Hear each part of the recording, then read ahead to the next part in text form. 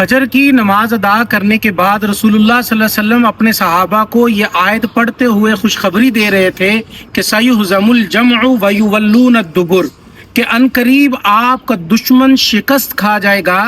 اور وہ پیٹھ دے کر بھاگ جائے گا۔ آپ صلی اللہ علیہ وسلم نے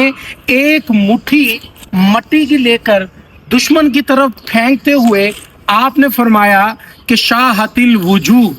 یہ فرمانا تھا کہ وہ مٹی کے ذرات